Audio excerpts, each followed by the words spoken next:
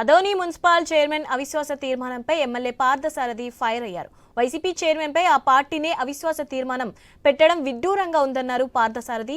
YCP కౌన్సిలర్లను సొంత పార్టీనే పశువుల్లా కొనుగోలు చేస్తుందని మండిపడ్డారు. మున్సిపల్ చైర్మన్ ను అవినీతి ఆరోపణలతో దించాలని చూస్తున్నారని ప్రశ్నించారు.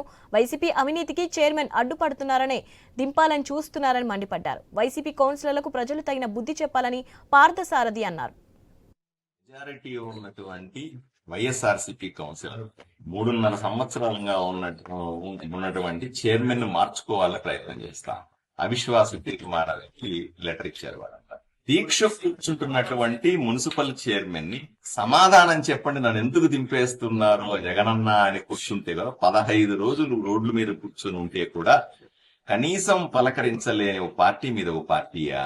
ఆవిడే చెప్తా ఉన్నారు, మా వైఎస్ఆర్సీపీ కౌన్సిలర్లంతా కూడా గొర్రెలు అమ్ముడుపోయినట్టు అమ్ముడుపోతున్నారు, 1,00,000-2 లక్షలకు అమ్ముడుపోతున్నారట.